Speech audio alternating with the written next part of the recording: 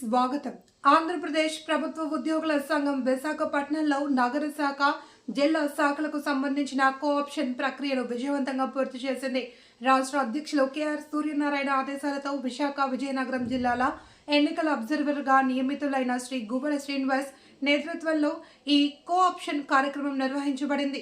సందర్భంగా మహిళా విభాగం, నర్సింగ్ విభాగం, అలాగే విమ్స్ హాస్పిటల్కు సంబంధించిన ప్రత్యేక విభాగాల కోఆప్షన్ ప్రక్రియను కూడా పండుగ వాతావరణంలో పూర్తి చేశారు. ఈ కార్యక్రమం విశాఖపట్నం జిల్లా ఆంధ్రప్రదేశ్ ఉద్యోగుల సంఘం అధ్యక్షులు ధర్మాల రాజశేఖర్ రెడ్డి ఆధ్వర్యంలో సజావుగా నిర్వహించబడింది. ఈ సందర్భంగా ఆయన మాట్లాడుతూ ఉద్యోగులు, ఉపాధ్యాయులు, కార్మికులు, పెన్షనర్ల సమస్యలపై నిరంతరం పోరాడుతున్న ఏకైక నాయకుడు రాష్ట్ర అధ్యక్షులు కెఆర్ సూర్యనారాయణేనని తెలిపారు. పీఆర్సీ బకాయిలు, వేల కోట్ల రూపాయలు పేరుకుపోయిన బకాయిల పరిష్కారం కోసం ప్రభుత్వంతో చర్చలు జరుపుతూ సమస్యలకు స్పష్టమైన పరిష్కార మార్గం చూపుతున్నారని, అలాగే ఫిబ్రవరి 1 నుంచి 10వ తేదీ వరకు రాష్ట్ర వ్యాప్తంగా 175 మంది ఎమ్మెల్సీలు, ఎమ్మెల్యేలు కలిసి పీఆర్సీ, సిపిఎస్ పే రివిజన్ బకాయిల పరిష్కారానికి ప్రభుత్వ భూముల కేటాయింపు అంశాలపై వినతి పత్రాలు అందజేస్తున్నట్లు తెలిపారు. ఫిబ్రవరి 11న జరగనున్న బడ్జెట్ సమావేశాల్లో ఈ అంశాలపై చర్చ జరిపి ఉద్యోగుల సమస్యలకు తక్షణ పరిష్కారం చూపాలి అని ఆంధ్రప్రదేశ్ ప్రభుత్వ ఉద్యోగుల సంఘం డిమాండ్ చేసింది. నా పేరు డి రాజశేఖర్ రెడ్డి, ఆంధ్రప్రదేశ్ ప్రభుత్వ ఉద్యోగుల సంఘం విశాఖపట్నం జిల్లా అధ్యక్షులు. మరి ఈరోజు విశాఖపట్నం ఆంధ్రప్రదేశ్ ప్రభుత్వ ఉద్యోగుల సంఘం నగర శాఖ మరియు జిల్లా శాఖలో ఉన్నటువంటి ఖాళీలను కోఆప్షన్ పద్ధతి ద్వారా పూర్తి చేయుటకు రాష్ట్ర అధ్యక్షులు పెద్దలు గౌరవనీయులు శ్రీ కెఆర్ సూర్యనారాయణ గారు ఆదేశాలతో మరియు వారి ఆశీస్సులతో విజయనగరం జిల్లా అధ్యక్షులైనటువంటి ఎలక్షన్ అబ్జర్వర్ గా నియమించబడినటువంటి శ్రీ పువ్వల శ్రీనివాసరావు గారి నేతృత్వంలో ఈరోజు ఈ నగర శాఖ, జిల్లా శాఖ కోఆప్షన్ పూర్తి చేయడం జరిగింది.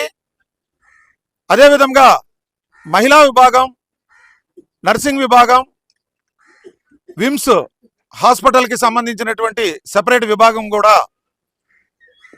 ఈరోజు ఒక పండగ వాతావరణంలో పూర్తి చేయడం జరిగినది.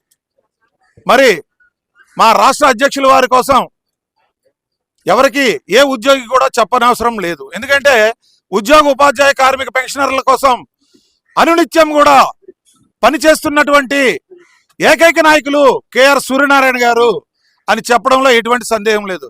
మరి వారి నాయకత్వంలో పనిచేస్తున్నందుకు మేమంతా కూడా ఎంతో గర్వపడుతున్నామని చెప్పి తెలియజేస్తా ఉన్నాం. ఎందుకంటే ఏ నాయకుడన్నా కూడా మనకి పిఆర్సీ బకాయిలు రావాలి అంటే, లేదు 35 కోట్ల పేరుకుపోయిన బకాయిలు రావాలంటే ఒక ప్రెస్ మీట్ పెట్టి మా బకాయిలు మాకు ఇవ్వండి అని చెప్పి చేతులు దులుపుకునేటువంటి ఈ రోజుల్లో ఆ బకాయిలు వచ్చే విధంగా ప్రభుత్వంతో పోరాడుతూ ప్రభుత్వానికి, ఉద్యోగులకి కూడా పరిష్కార మార్గం కూడా తెలిపేటటువంటి ఏకైక నాయకులు మా రాష్ట్ర అధ్యక్షులు కెఆర్ సూర్యనారాయణ గారు అని చెప్పి ఈ సందర్భంగా తెలియజేస్తా ఉన్నాం. మరి అదేవిధంగా ఫిబ్రవరి 1వ తేదీ నుంచి 10వ తేదీ వరకు కూడా ఒక వినూత్నమైన కార్యక్రమం చేపట్టడం జరిగింది.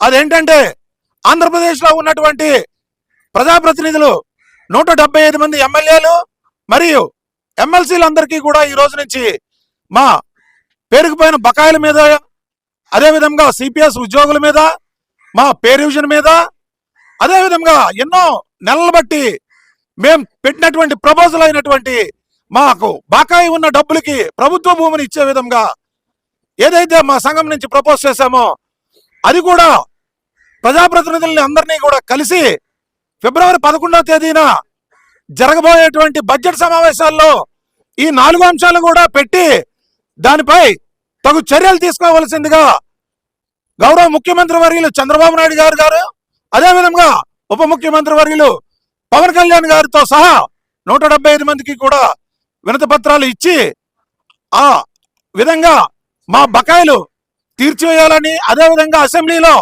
అది చర్చకు రావాలని, వీలైనంత తొందరగా దానిపై చర్యలు తీసుకోవాలని చెప్పి మా రాష్ట్ర అధ్యక్షులు వారు తెలియజేశారు. మరి రేపటి నుంచి విశాఖపట్నమే కాకుండా ఆంధ్రప్రదేశ్ మొత్తం అంతా కూడా ఇదే కార్యక్రమం మీద దృష్టి పెడుతుంది. మరి ఈ బకాయిల మీద కానీ, ఈ హౌస్ సైట్స్ మీద కానీ మిగతా ఏ సంఘం కూడా ఈ రోజు వరకు మాట్లాడలేని పరిస్థితి. మన ఒక్క సంఘమే, ఆంధ్రప్రదేశ్ ప్రభుత్వ ఉద్యోగుల సంఘం మాత్రమే దీని మీద మాట్లాడుతూ ఉంది. మరి రేపటి నుంచి జరిగే ఈ కార్యక్రమం ద్వారా మీ మీడియా ద్వారా కానీ పత్రికల ద్వారా కానీ ప్రతి ఉద్యోగి కూడా చేరవేయబడుతుంది. తదుపరి ఆంధ్రప్రదేశ్ ప్రభుత్వ ఉద్యోగుల సంఘం ఒకటే కూడా ప్రభుత్వ ఉద్యోగుల తరపున, ఉద్యోగోపాధ్యాయ కార్మిక పెన్షన్ల తరపున పోరాడుతుంది అని చెప్పి ప్రతి ఒక్క ఉద్యోగికి తెలిసే విధంగా ఈ కార్యక్రమం ప్రణాళిక రూపొందించడం జరిగింది.